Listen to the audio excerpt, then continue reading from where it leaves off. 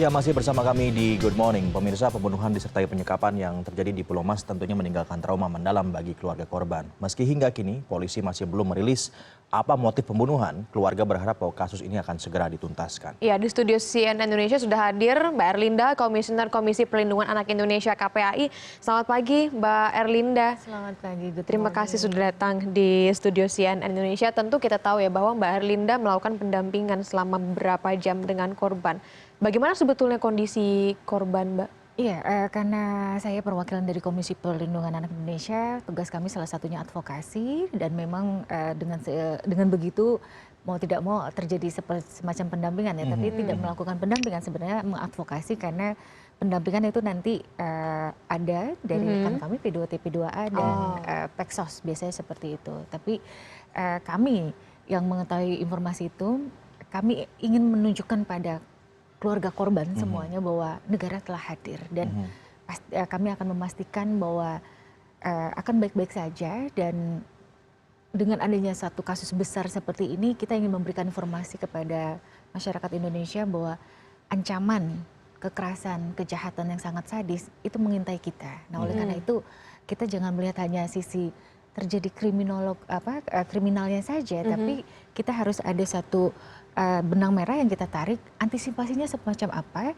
kita serahkan untuk penegak hukum untuk kasus ini diberikan rasa keadilan, tapi kita pun juga harus memberikan informasi kepada masyarakat agar masyarakat kita waspada.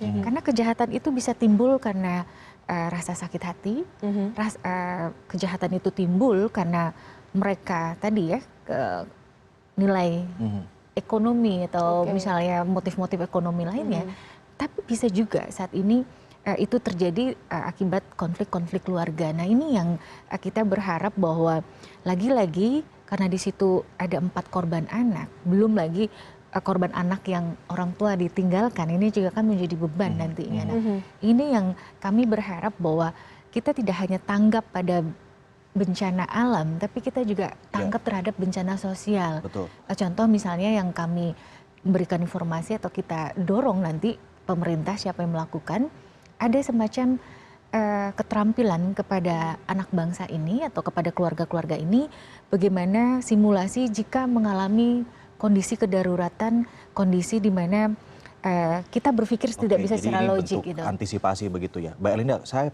pengen kita kembali ke kasus kemarin begitu. Anda juga sempat menyebutkan di media dan juga barusan juga mengatakan bahwa motif sekarang ini dalam melakukan kriminalisasi, terutama juga kasus kemarin misalnya, itu bisa saja karena permasalahan keluarga, dendam dan sebagainya. Bagaimana Anda bisa menangkap poin-poin itu? Ya, memang kita harus menunggu ya, kita harus berikan tadi seperti ruang dan waktu kepada semua pihak kepolisian untuk mengungkap motif apa.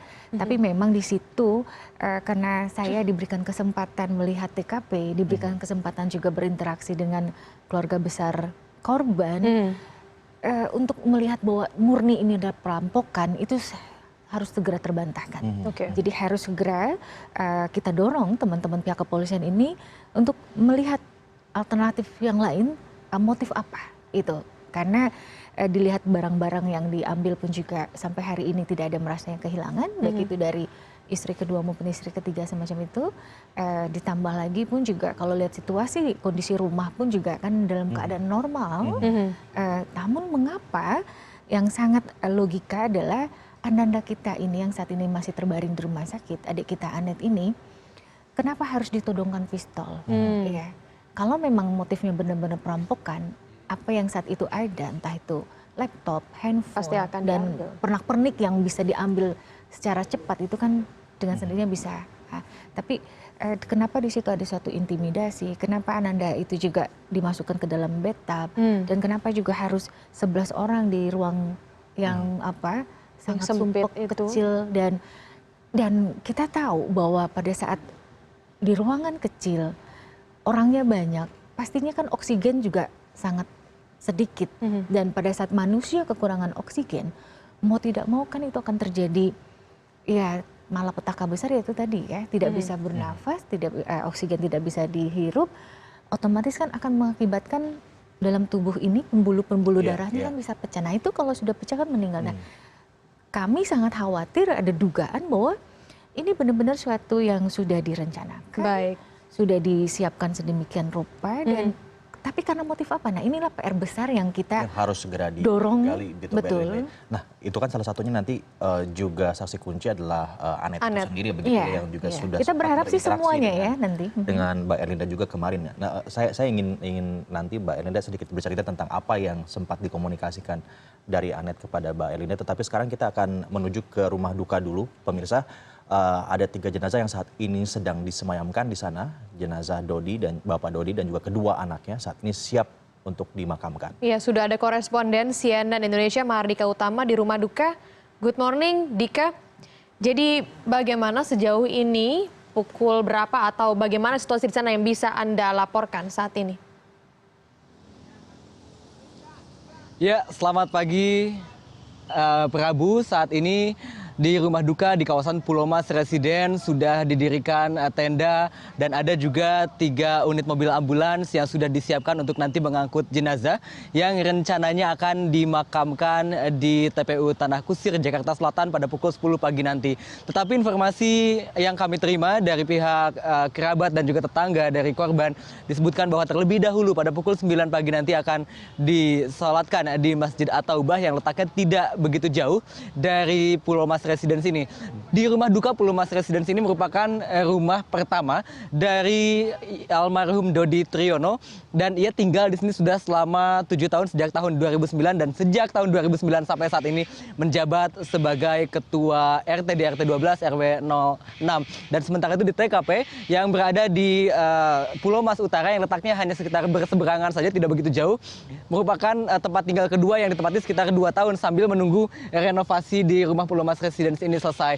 Tadi saya berbincang dengan sejumlah tetangga dari Dodi Triyono yang menyatakan sangat kehilangan besar terkait dengan kematian dari Dodi Triyono beserta 2 anaknya setelah disekap dan juga dilakukan pembunuhan pada hari Selasa atau hari Senin yang lalu di Pulau Mas Utara. Dodi dikenal sebagai sosok yang ceria, peri yang baik hati dan mudah sekali untuk menolong orang di sekitarnya, baik warganya ataupun juga warga di sekitar Pulau Mas Residence ini. Dan dikatakan Dodi juga memiliki kontribusi yang sangat kuat bagi tempat tinggalnya. Selain menjadi ketua RT, ia pun dikenal sebagai ketua perhimpunan pemilik Pulau Mas Residence. Dan informasi yang kami dapatkan dari pihak kerabat, 2 jenazah lainnya itu jenazah supir yaitu Yanto dan juga Tasro sudah dibawa pada pukul 4 pagi tadi ke kampung halamannya masing-masing di Pemalang dan juga di Purbalingga, Jawa Tengah. Prabu Daniar. Dika, Anda di sana tentu berinteraksi dengan tetangga, tadi Anda sudah mengatakan seperti itu dan saya yakin juga kasus ini menjadi sebuah perbincangan begitu ya. Bagaimana mereka melihat kasus pembunuhan ini, Dika? Ya, tadi saya sempat berbincang dengan tetangga yang tinggal di sebelah rumah dari keluarga Dodi Triyono, hanya tepat di sampingnya. Dan ia menyatakan bahwa memang keamanan yang ada di kawasan Pulau Mas Utara ini tidak begitu maksimal begitu. Ini artinya juga banyak terjadi perampokan, banyak terjadi begal, tadi juga dikatakan oleh tetangga yang lainnya di kawasan ini. Dan kalau saya melihat lokasi TKP ini memang cukup terbuka letaknya, berada di pinggir jalan besar, hanya masuk sedikit dan itu pun masih jalan besar yang mudah sekali dilalui oleh kendaraan, baik kendaraan roda 4 ataupun juga roda 2. Tidak ada portal ataupun juga tidak ada penjaga yang percis dekat dengan TKP. Memang saya melihat ada 2 pos satpam di Pulau Mas Utara ini, namun letaknya 20 meter dari TKP ini tidak dijaga sama sekali karena tadi saya berbincang dengan tetangga dari Dodi Triyono yang tinggal di sebelahnya itu, pos satpam tersebut dibangun oleh tetangganya tersebut dan tidak ditempati oleh petugas keamanan serta tidak diberikan portal sehingga sangat mudah untuk dilalui dan juga sangat rawan terjadinya kasus kriminal baik perampokan ataupun juga pembunuhan seperti yang baru-baru ini terjadi. Prabu, Daniar. Oke, Mahardika, terima kasih atas informasinya langsung dari rumah duka korban ya pada saat ini. Jadi masalah keamanan juga ini menjadi sebuah isu juga ini, Mbak Erlinda, kalau kita lihat ya untuk sebuah perumahan seperti itu dan tidak ada security atau apa namanya yang memadai lah, penjagaan yang memadai di situ gitu. Anda bisa berkomentar tentang hal itu? Iya, karena kan dengan adanya si pelaku melakukan hal yang diinginkan, mereka juga pasti mempersiapkan bagaimana pengamanannya, bagaimana situasi di rumah dan sebagainya. Sehingga bagi pelaku kan melihat alternatif-alternatif. Kalau memang pada saat itu keamanannya juga kurang dan rumahnya juga lebih bisa untuk dimasukkan dan sebagainya, itu juga menjadi ini di luar dari spekulasi bahwa sebetulnya pelaku sangat mengenal rumah, situasi rumah dan juga keluarga, Mbak Erlinda. Karena kan itu juga spekulasi yang mengemuka. Iya, anggap misalnya ini adalah suatu kejahatan murni ya, tidak ada motif-motif yang internal, anggap aja semacam itu. Tapi kita lihat bahwa siapapun yang melakukan satu tindakan hal yang buruk ya, kriminal seperti itu, mereka kan pasti melihat situasi keamanan dan lingkungan. Oleh karena itu di setiap kesempatan kami kan menghimbau juga agar adanya suatu patroli bersama, entah itu bersama-sama masyarakat. Karena tidak hanya kejahatan yang semacam ini, tapi juga kejahatan-kejahatan entah itu pelecehan, entah itu pencabulan, entah itu juga pencurian dan sebagainya pun juga akan mengintai kita semua. Nah, oleh karena itu pada saat seluruh elemen ini punya kepedulian bersama, mau tidak mau mungkin ya sudah, siapa yang misalnya bekerja pada sore hari, pada malam hari, mereka akan... ini harus menjadi sebuah perhatian bersama juga begitu ya. Dulu kan ada siskambling begitu, juga sekarang sudah mulai jarang begitu. Siskanya pergi ya, jadi kambling. Mbak kan kemarin sempat datang ke sana dan kemudian berinteraksi dengan Anet begitu ya, yang berusia 13 tahun itu. Apa yang pertama kali Anda dapatkan dari komunikasi atau interaksi Anda dengan Anet pada saat itu? Yang pasti saya melihat suatu kekaguman pada Ananda karena pada saat saya masuk ke ruangan rumah sakit tersebut, saya di pikiran saya pasti anak tersebut sangat-sangat pucat sekali. Bayangkan belasan jam berada di ruang tertutup seperti itu dengan kondisi yang dia pun juga bukan seorang anak yang sempurna kan semacam itu. Nah, tapi raut oke lah, kalau untuk dia secara physically memang masih sangat-sangat lemah. Tapi pada saat dia tersenyum dan pada saat kita ajak interaksi, tapi di situ saya memang tidak ingin menggali karena memang bukan tugas kami untuk menggali dan pada situasi semacam itu kan memang tidak diperkenankan karena takut nanti trauma dan sebagainya. Tapi pada saat diajak berkomunikasi dan kamu mau apa dan sebagainya, di situ dia langsung bercerita sendiri. Nah, ditambah lagi ada seorang sahabatnya juga yang kebetulan juga tunawicara, adik kita Raffi. Nah, itu dia menanyakan, kamu bagaimana kondisinya? Apakah kamu masih shock ataukah? Nah, di situ dia langsung cerita yang kalau kita lihat seorang tunawicara harusnya tidak bisa berbicara seperti lantang ya, tapi mungkin karena dorongan yang sebegitu kuatnya, dia berbicara seolah-olah tidak ada keterbatasan. Tidak ada keterbatasan. Nah, itu yang membuat saya sangat-sangat kagum dan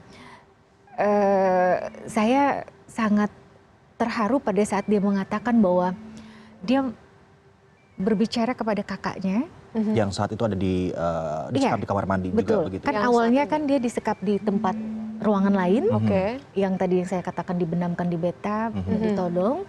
Nah, dipindahkan bersama anggota yang lainnya, dan disitulah terjadi suatu keharuan, dan mungkin itu adalah jalan Tuhan ya, jalan Allah untuk memperlihatkan kebesarannya. Jadi pada saat si kakak mengatakan, saya nggak kuat, tenggorokan saya benar-benar yang tidak sanggup untuk semuanya seperti itu, dan luar biasa juga dada ini panas dan sesak.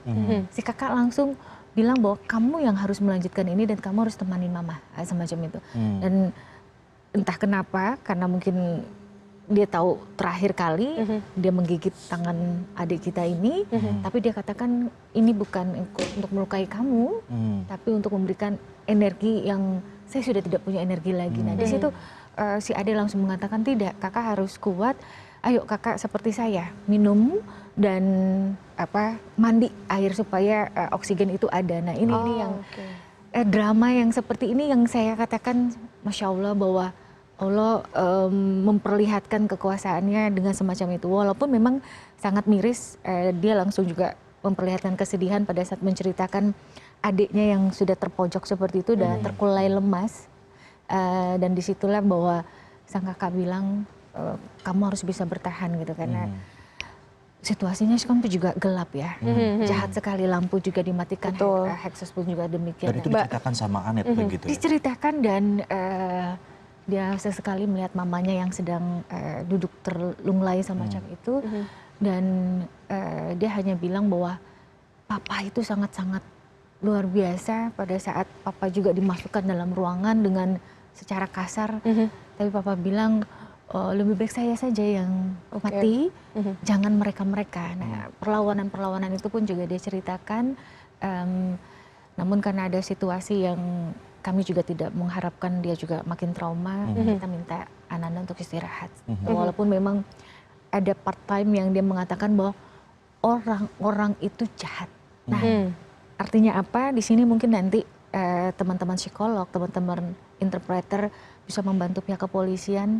Karena adik kita ini kan langsung bersentuhan. Tapi secara kondisi kalau misalnya memang Ananda Anet ataupun Anet ini mampu untuk berkomunikasi dan juga menceritakan soal itu dengan lantang, berarti ini kemungkinan besar juga hari ini kita bisa ataupun pihak kepolisian berusaha untuk menggali itu, Mbak Linda. Memang rencananya siang ini nanti koordinasi dipandu oleh pihak kepolisian khususnya Polda dan Polres Jakarta Timur, mereka yang nanti akan sebagai yang bertanggung jawab sehingga nanti memang rencananya siang ini interpreter maupun psikolog insya Allah akan hadir dengan melihat awal assessment dari kondisi keadaan Anet terutama dan kondisi korban lainnya. Jika memang pada saat awal assessment secara psikologi dan secara fisik mereka memang sudah kuat, itu akan segera digali informasi tersebut karena untuk membantu pihak kepolisian segera mengungkap tidak hanya siapa pelakunya tapi juga motif-motif lainnya itu. Itu kita harapkan dan disitulah advokasi yang diberikan oleh Komisi Perlindungan Indonesia untuk pada situasi semacam kita kedaruratan kemarin apa saja yang harus dilakukan oleh negara ini ya, agar negara bisa hadir begitu. Ya, agar paling tidak keamanan karena kan ini belum ditangkap, khawatir memang ini menjadi saksi kunci juga ya. Iya, pelakunya mungkin seorang yang sangat sadis atau mungkin jangan-jangan lebih dari itu. Baik, Mbak Erlinda, terima kasih banyak, Mbak. Semoga kita sama-sama berdoa nih agar kasus ini bisa segera terungkap. Karena tentunya juga ini sangat mengerikan ya, tidak habis pikir juga bisa kembali terjadi kasus seperti ini. Dan tadi juga beberapa pesan dari Mbak Erlinda tentang antisipasi menghadapi keadaan atau bahaya-bahaya yang tidak diduga seperti ini, ditambah lagi juga dengan aspek keamanan yang harus menjadi perhatian bagi semua pihak yang harus sama-sama kita perhatikan dan kita jaga ya. Betul, betul. Nanti akan ditarik garis lurus, ini menjadi pelajaran juga untuk seluruh keluarga di Indonesia.